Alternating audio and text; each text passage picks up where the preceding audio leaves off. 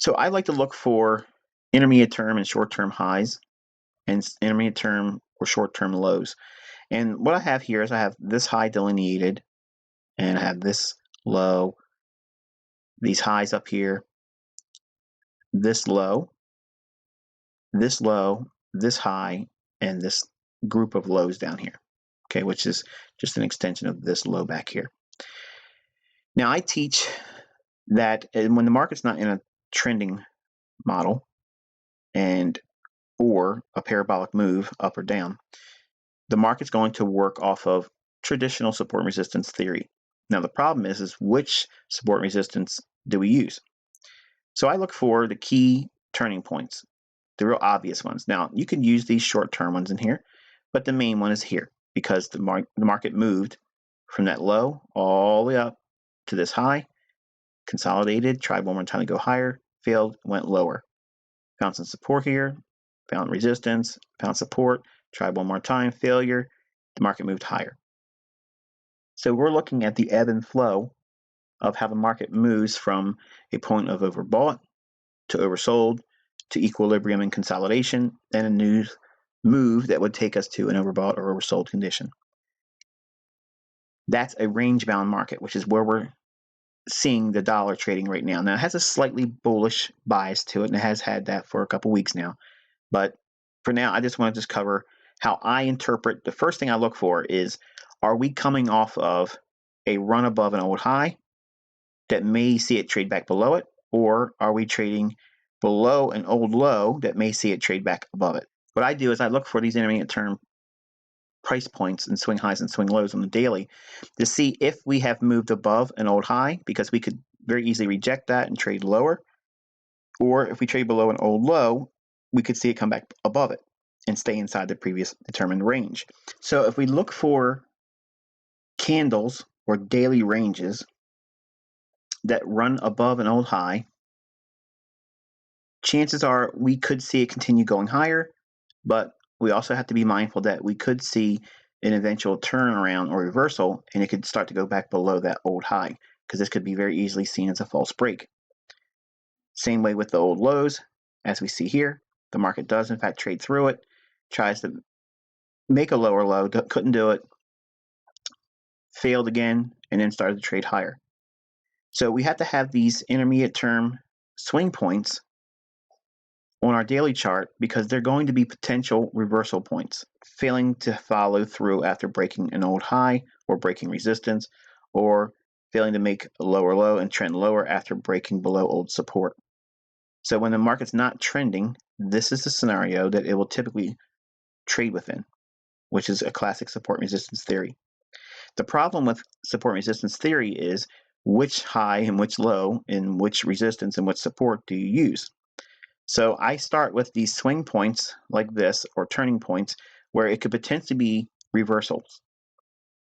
You can see how price eventually does trade above this high here, finds a measure of resistance, it consolidates. So we're in a point of equilibrium, and the market's digesting whether or not it wants to stay at these levels or trade higher or trade lower. As we see, the market trades below these lows in here, can't rally above, and collapses, trades below.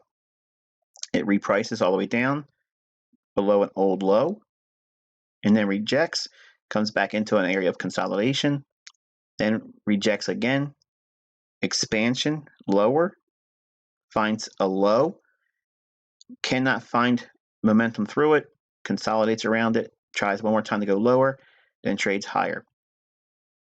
Every time the market breaks a swing high, and if we look to the left of that swing high, where's the next old intermediate term high? This one here. So there's nothing for it to potentially reverse inside of until we get up to here. So if we're going to use simple classic resistance and support levels, we could see that this is the one we're going to be looking for. Okay, so if we're trading around here and we're looking here, this is going to be in the form of resistance. So the markets want to try to get back up to that level. The market does in fact try to make an attempt to do that, but when we have these ideas suggesting classic support, short-term resistance, okay, that's what this whole level is here. The market's tried to go through it, One more time, try to get through an old low, and then traded through it back above this swing high here.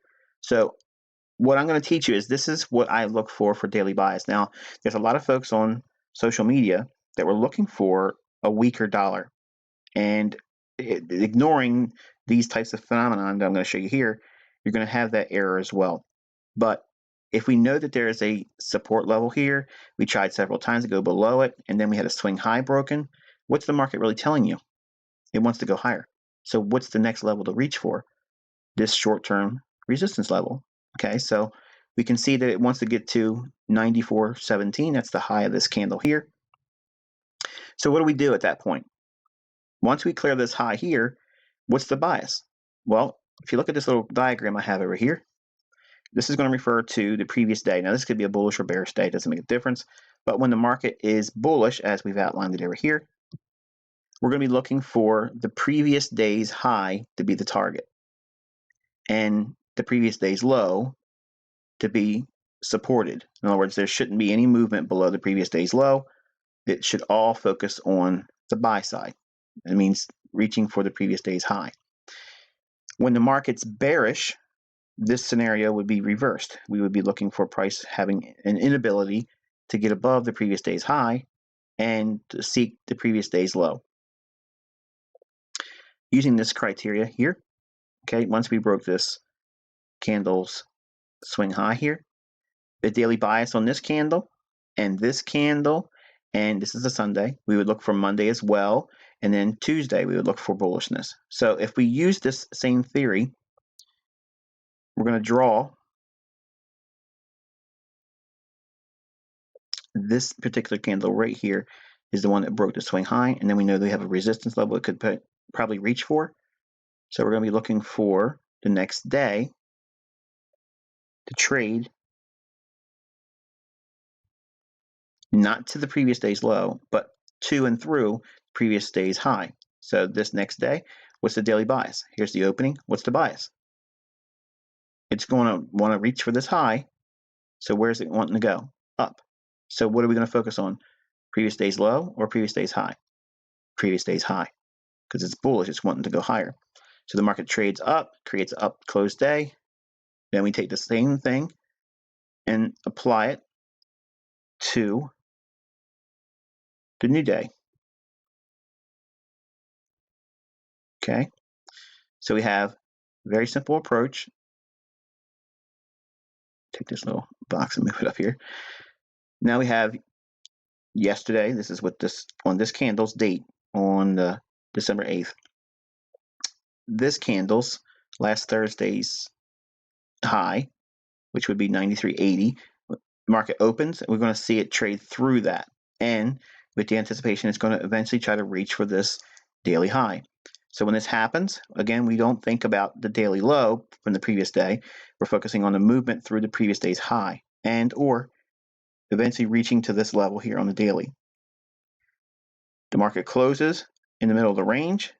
Here is Sunday's trading. Then Monday, the same phenomenon. You would look for the market to want to trade through what? On Monday, we would look for this previous Friday's low to be supported, and we would look for price to run through previous Friday's high. Again, this is Sunday. We wouldn't expect anything there. Monday, we see it open here. A little bit of movement above it, but it does, in fact, pierce Friday's low. And it comes back and closes where it opens. So is there any significant change in the underlying direction? No.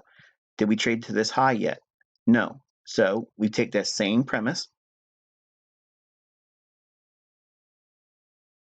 Now we apply it to this candle, which is Monday of this particular week of the recording. And we see it open here. So what's the bias?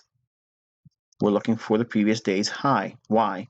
Because we have yet to trade back to this old resistance level. Market opens here, trades up, trades through it, but look what it does. It comes right back inside the daily range. Okay, in the next trading session right now, at the time of this recording, it's 9:26 p.m. New York time on December 12, 2017, and the candle is already starting here. It opened, had a little bit of movement up, and now we're moving a little bit lower. So it may want to trade a little bit higher. go a little bit higher through this old high. But as we're reaching for these intermediate term levels on the daily chart, we're factoring in, does it have enough range to reach for it above or below?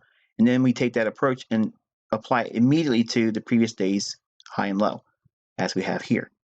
And what you're determining is if we're bullish, we're going to be focusing on the previous day's high for momentum.